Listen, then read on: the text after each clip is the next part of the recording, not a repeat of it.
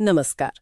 आज हम एडी जाकू की किताब पृथ्वी पर सबसे खुशहाल आदमी पर लिखी गई एक समीक्षा को थोड़ा गहराई से देख रहे हैं। हाँ, नमस्कार। हमारे पास स्रोत के तौर पर एक पुस्तक समीक्षा है जिसने इस किताब को पूरे 5 स्टार दिए हैं। पूरे 5 स्टार? हाँ, तो चलिए कोशिश करते हैं समझने की कि इस छोटी सी किताब में इतने बड़े संदेश क्या छिपे हैं। बिल्कुल। ये कहानी एडी जाकू की है और उन्होंने सोचिए 100 साल की उम्र में अपनी जिंदगी की कहानी लिखी। 100 साल? जी। और ये कोई ऐसी वैसी कहानी नहीं है। सही कहा। जरा सोचिए, एक इंसान जो नाजी जर्मनी के भयानक दौर से गुजरा हो, हाँ। ऑश्विट्ज जैसे कैंप देखे हो, वो खुद को दुनिया का सबसे खुश इंसान कहे, ये कैसे हो सकता है? समीक्षा इसी सवाल को उठाती है और बताती है कि एडी का मैसेज यही था कि इतने भयानक तजुर्बों के बाद भी जिंदगी सुंदर हो सकती है। बिल्कुल। और समीक्षा इस पर बहुत जोर देती है कि ये सिर्फ एक इतिहास की किताब या हॉलोकास्ट की कहानी भर नहीं है। अच्छा? नहीं, इसे तो एक तरह से जीवन जीने की गाइड जैसा बताया गया है। समीक्षा कहती है कि ये किताब दिखाती है कि असली खुशी शायद बाहरी हालात पर उतनी निर्भर नहीं करती जितना हम सोचते हैं। तो फिर इस समीक्षा में कौन से खास पहलू या थीम उभर कर आते हैं? मतलब एडी ने क्या-क्या नहीं देखा? धोखा, तकलीफें, भूखमरी, मौत को इतने करीब से देखा। हाँ। फिर भी जिंदगी पर उनका भरोसा बना रहा। कैसे? देखिए, समीक्षा कुछ मुख्य बातें बताती है। पहली चीज है लचीलापन, मतलब मुश्किल हालात से टकराकर वापस उठ खड़े होने की ताकत, जिसे अंग्रेजी में रेजिलियंस कहते हैं। रेजिलियंस, हाँ। एडी ने बार बार मौत को करीब से देखा, यातना सही, पर वो टूटे नहीं, उन्होंने हार नहीं मानी। और इसमें शायद दोस्ती का भी बड़ा हाथ था, है ना? समीक्षा में उनके दोस्त कर्ट का जिक्र आता है। हाँ, बिल्कुल, कर्ट। समीक्षा बताती है कि कर्ट के साथ उनकी जो गहरी दोस्ती थी वो उनके जिंदा बचने की एक बहुत बड़ी वजह बनी। अच्छा। तो ये दोस्ती की ताकत दिखाता है कि कैसे मुश्किल वक्त में इंसानी रिश्ते आपको संभाल लेते हैं।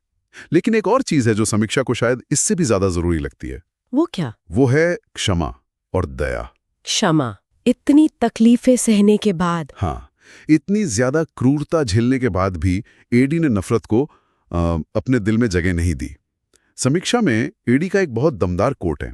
क्या कहा है उन्होंने? वो कहते हैं, मैं किसी से नफरत नहीं करता, हिटलर से भी नहीं। नफरत एक बीमारी है, ये शायद आपके दुश्मन को खत्म कर दे, पर ये आपको भी तबाह कर देगी। ओह, ये तो बहुत गहरी बात है ना? मतलब नफरत पालने से नुकसान अपना ही है। तो क्या खुशी का रास्ता नफरत को छोड़ने से जुड़ा है? समीक्षा का इशारा तो इसी तरफ है। लगता है ये एडी के जीवन का एक सेंट्रल आइडिया था कि खुशी असल में एक चुनाव है, आपका अपना फैसला। चुनाव। हाँ। एडी का एक और कोट है समीक्षा में, खुशी आसमान से नहीं गिरती, ये आपके हाथों में है। और ये बात सीधे सीधे कृतज्ञता से जुड़ती है, शुक्रगुजार होने से। हाँ हाँ, समीक्षा ये भी बताती है कि एडी छोटी छोटी चीजों में खुशी ढूंढने की बात करते थे। बिल्कुल। जैसे एक दोस्त की मुस्कान, या रात को सोने के लिए एक महफूज बिस्तर, या खाना मिल जाना। शायद यही है शुक्रगुजार होना। एग्जैक्टली। जो आपके पास है उसकी कद्र करना। और किताब की स्टाइल के बारे में समीक्षा क्या कहती है? भारी भरकम है? नहीं, समीक्षा के मुताबिक किताब ज्यादा लंबी नहीं है, करीब 195 पेज की, और भाषा बहुत ही सरल और सीधी है। अच्छा। ऐसा लगता है जैसे कोई समझदार दादाजी बस अपनी कहानी सुना रहे हों, सीधे दिल से। कोई बनावट नहीं, कोई भारी शब्द नहीं, बस सच्ची खरी बात। और शायद इसी सादगी में इसकी असली ताकत है। तो अगर हम सब कुछ समेटें तो इस समीक्षा से हमारे लिए क्या टेक अवे है, क्या सीख है? ये किताब सिर्फ अतीत के दर्द का बयान नहीं है। नहीं, बिल्कुल नहीं। समीक्षा इसे हॉलोकॉस्ट के एक दस्तावेज से कहीं ज्यादा मानती है। ये एक सबक है। सबक?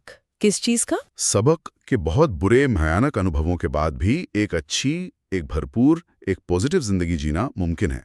ये सिखाती है कि खुशी शायद सब कुछ पा लेने में नहीं है, बल्कि जो हमारे पास है उसी की अहमियत समझने में है, उसी की कद्र करने में है। सही कहा। समीक्षा कहती है कि ये सबक कालातीत हैं, यूनिवर्सल हैं, मतलब किसी भी समय, किसी भी इंसान के लिए काम के हैं। बिल्कुल। ये एक तरह से हमें हिम्मत देती है कि हम अपने मुश्किल अतीत या मुश्किल हालात के बावजूद एक शुक्रगुजार रवैया अपना सकते हैं, है ना? हाँ, ये चुनने की ताकत हमारे पास है।